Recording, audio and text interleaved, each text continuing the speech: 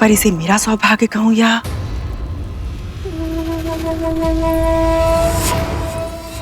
तुम्हारा दुर्भाग्य। ये पहली सुलझाना मेरी विवशता नहीं है, तुम्हारी है। तुम्हारे डिमो को तो देखकर लग रहा है कि मैंने शक्तिशाली पुत्रों की मांग करके बिल्कुल सही किया। तुम स्वयं देखो ना, मेरे पुत्र स्वयं ही अपने डिमो से बाहर आ गए। उन्हें मेरी सहायता की आवश्यकता नहीं पड़ी। किंतु तुम्हारे पुत्र पता नहीं इतने सामर्थ्य है भी या नहीं कि इन्हें जन्म लेने के लिए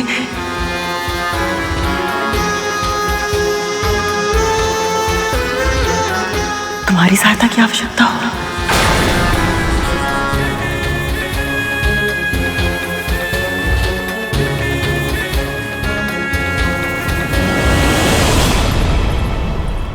मेरे पुत्र स्वयं ही अपने डिमो से बाहर आ गए, किंतु तुम्हारे पुत्र पता नहीं इतने सामर्थ्य है भी या नहीं कि इन्हें जन्म लेने के लिए तुम्हारी सहायता की आवश्यकता हो।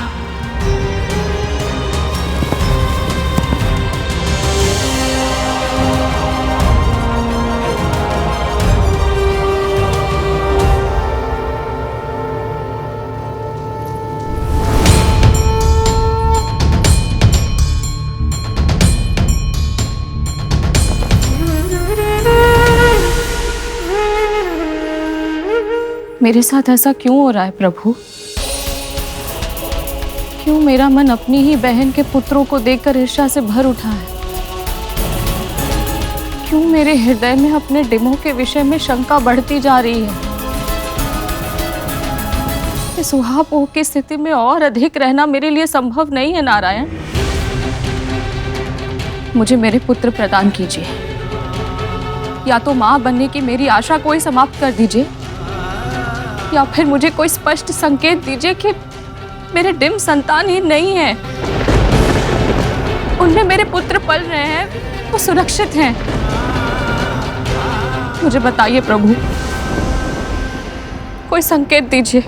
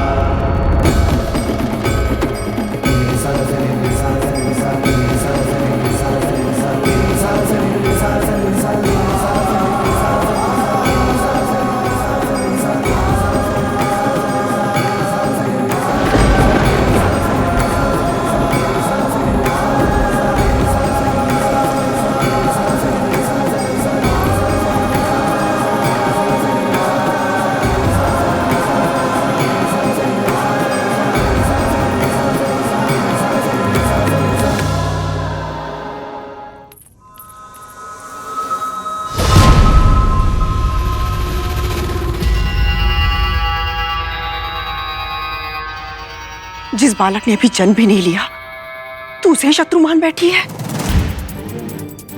अपनी बहन के साथ ऐसा विश्वासघात की कि उसके पुत्र के अस्तित्व को मिटाना चाहती है तू, क्योंकि तुझे ऐसा लगता है कि वो तेरे पुत्रों से अधिक शक्तिशाली होगा।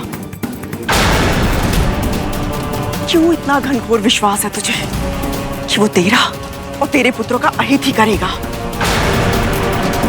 तुझे तेरी बहन की सच्चाई, उसके स्नेह, उसके संस्कारों पर तनिक भी विश्वास नहीं है।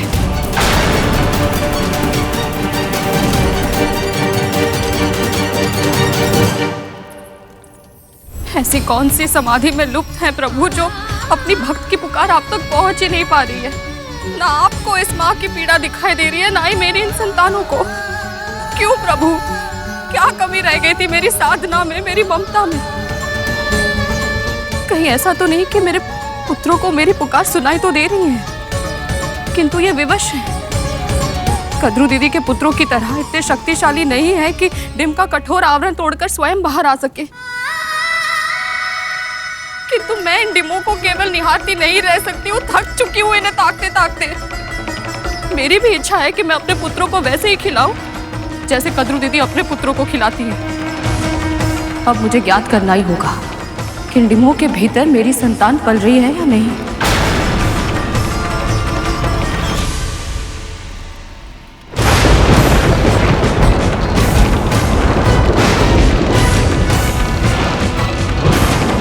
अपना समय तुम्हारी संतानें डीमों में से बाहर आने में लगा रही हैं। कहीं ऐसा तो नहीं विनता कि तुम्हारे डीम सड़ गए हो? पुत्र पाने की इच्छा में तुमने कुछ अधिक, क्योंकि स्वाभाविक जन्म होता तो अब तक हो गया होता ना।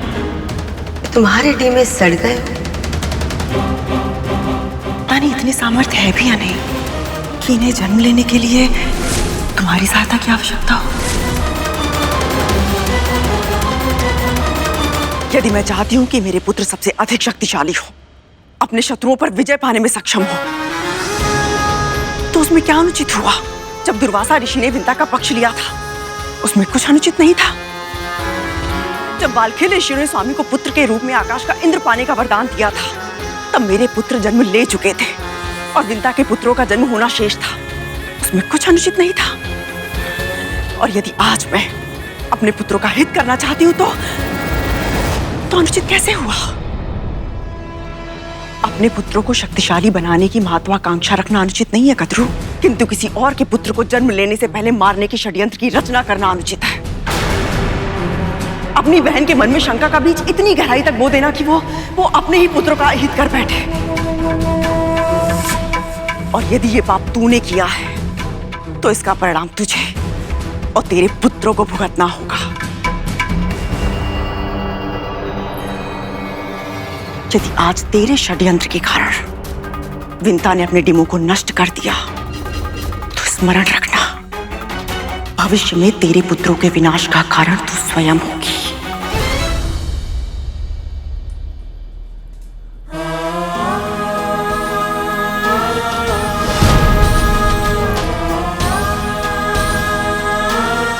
हे नारायण, ये क्या कर दिया मैंने? मुझे विंता को रोकना होगा, मुझे विंता को रोकना होगा।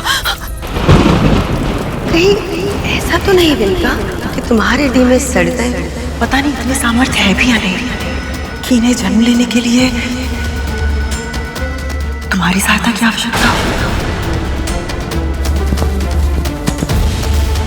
मेरे पुत्र 500 वर्षों से इन डिब्बों में प्रतीक्षा कर रहे हैं। ये चाहते हैं कि मैं इन्हें बाहर निकालूं। ये मुझे देखे, अपने पिता को देखे, सारे संसार को देखे। मैं इनकी इच्छा अवश्य पूर्ण करूंगी।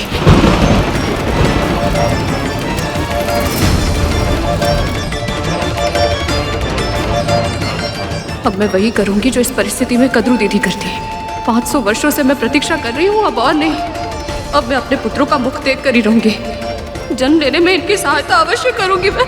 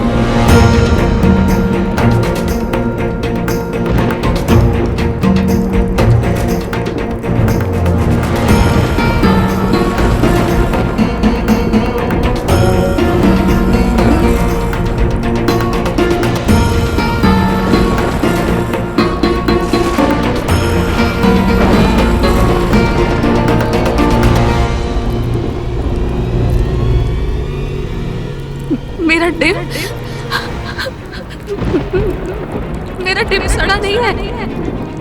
मेरा पुत्र जन्म ले रहा है।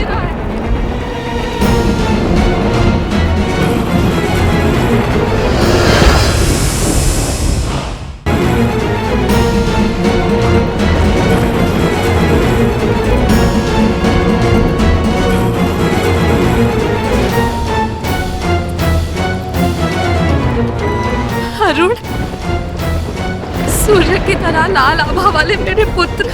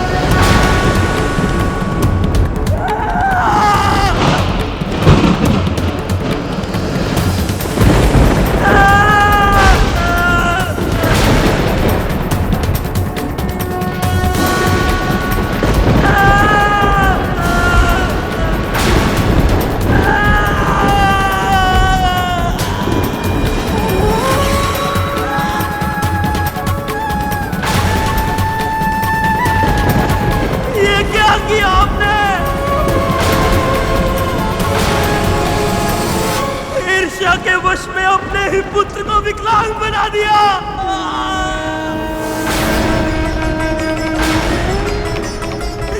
इस महापाप के लिए मैं आपको कभी क्षमा नहीं करूंगा।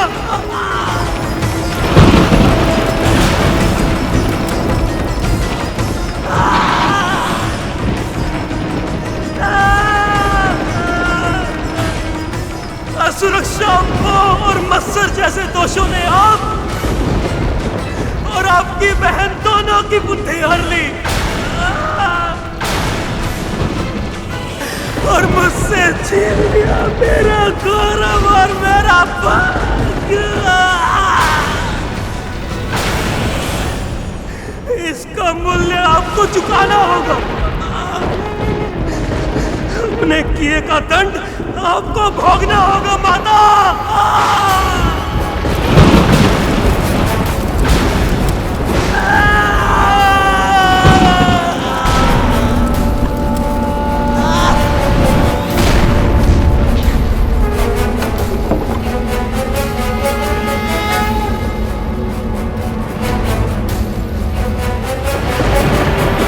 अर्धविकसित विकलांग है, फिर भी कितना शक्तिशाली है ये बालक कि इसके प्रकाश से पूरा आकाश लाल हो गया है।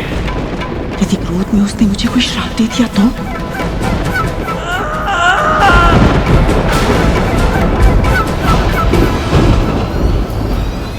पुत्र, कुछ मत कहिए। इस समय आपके मुख से निकला हुआ एक एक शब्द मेरे इस अधूरे और मेरे टूटे हुए मन पर और अधिक आघात करेंगे। ईर्ष्या के कारण आप अपना विवेक किस हद तक खो बैठे कि ना तो अपने श्रद्धा रखी, ना ही धैर्य, ना ही महर्षि दुर्वासा के आशीर्वाद का मान रखा, ना ही महाशिव की परिजात माला की गरिमा। जिसे जो धारण करेगा उसे ऐसी प्रतापी संतान प्राप्त होगी। बाल खिलने जैसे महान ऋषियों के तप को आपने अपनी अधीरता के कारण विफल कर दिया। हाँ बलवान, आकाश का इंद्र कहलाएगा वो, आकाश का इंद्र कहलाएगा वो। स्वयं महाप्रभु विष्णु ने आपको अपने पुत्रों के जीवित होने का संकेत भी दिया था माता, किंतु आपने उसे भी अनदेखा कर दिया। मेरे भाई ने आपको अपने अस्तित्व का आभास कराने के लिए आपको माँ कहकर पुकारा था माता, किंतु आपने उसे भी अनसुना कर दिया।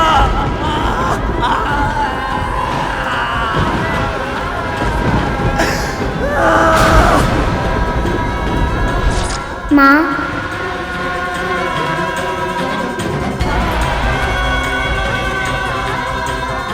पुत्र, तुम सत्य कह रहे हो पुत्र। बहुत बड़ी भूल हो गई है मुझसे।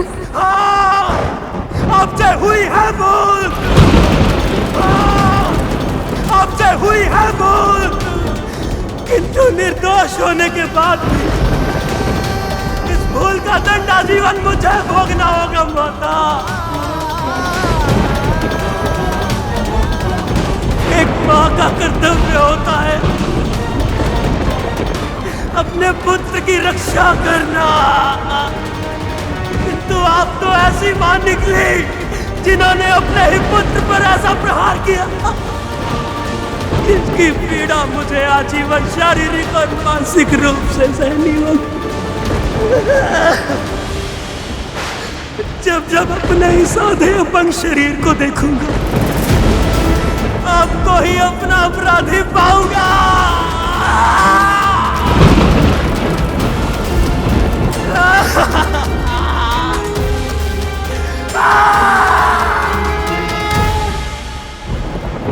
आपको अपने किए का दंड भोगना होगा माता।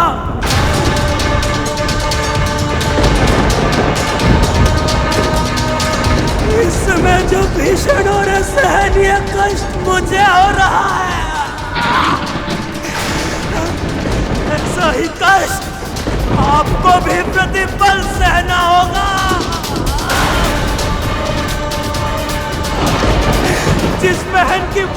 जाकर आपने मुझे ये श्रापित जीवन दिया है, वही बहन आपको आजीवन कष्ट देगी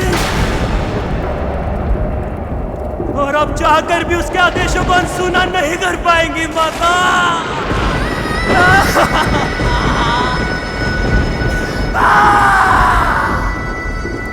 जिस प्रकार मैं कभी स्वच्छंद उड़ान नहीं भर पाऊंगा, उसी प्रकार आप कभी स्वतंत्र नहीं रह पाएंगे।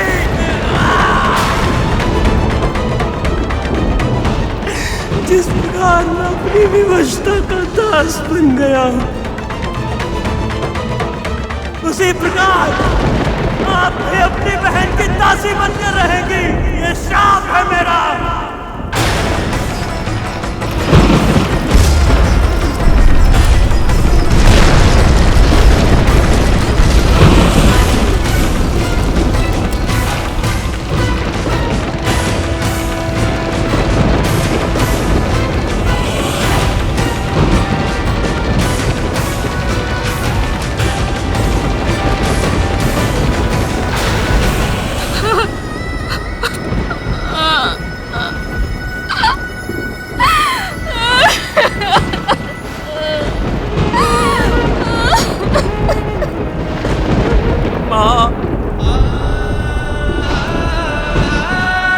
तूने क्या किया पुत्र?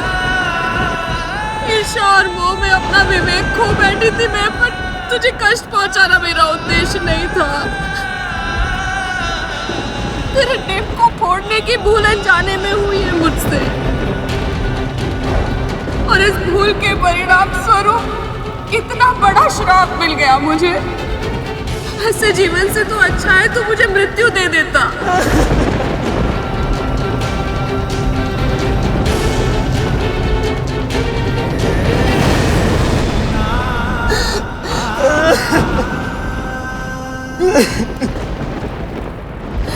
क्रोध भी उतना ही बड़ा दोष है माता, जितना कि मोह और मत्सर। अपने क्रोध में मैं आपकी पीड़ा और पश्चाताप को देख ही नहीं पाया। आपकी ईर्ष्या तो देखी, किंतु उसके पीछे छिपी आपकी ममता का आभास नहीं कर पाया मैं।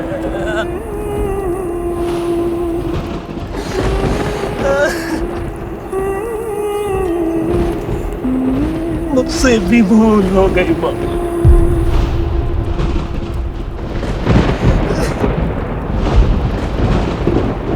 यदि मैं अपने श्राप को वापस ले सकता तो। वो संभव नहीं है पुत्र, किसी के लिए भी नहीं। इस श्राप ने मेरे लिए नर्क के द्वार खोल दिए हैं पुत्र। ऐसा नर्क जिससे मैं कभी मुक्त नहीं हो पाऊंगी।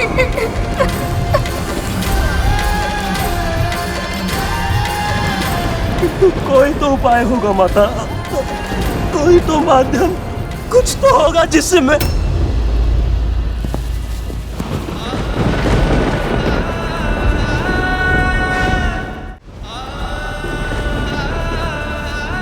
माँ, यदि आपके एक पुत्र ने आपको भीषण श्राप दिया है, तो वही आपका ये दूसरा पुत्र आपको श्राप के बंधन से मुक्त करवाएगा। आपकी और पिताजी की इच्छा थी कि आपके पुत्र माता पिता की भक्ति के आदर्श बने, किंतु मेरे क्रोध ने मुझे इस पुनीत उद्देश्य में विफल कर दिया।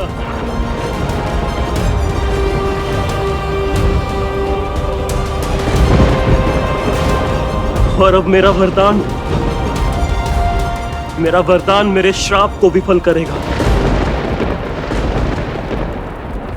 500 साल बाद जन्म लेने वाला आपका यह पुत्र आपको इस दास्ता से मुक्त करवाने के लिए आकाश पाताल लेकर देगा माँ।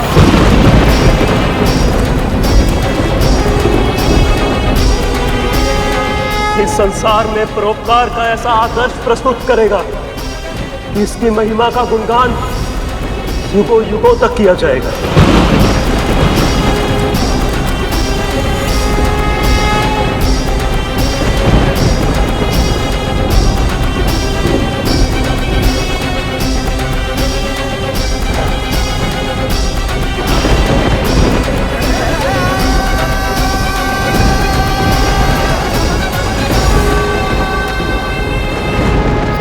मुझे श्राप दिया था।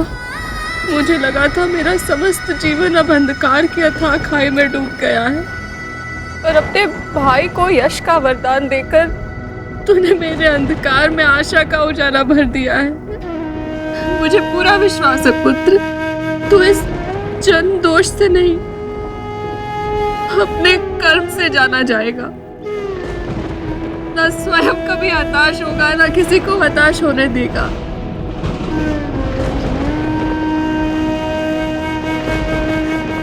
अब श्रद्धा और धैर्य के साथ 500 वर्ष मेरे भाई के जन्म लेने की प्रतीक्षा कीजिएगा माँ।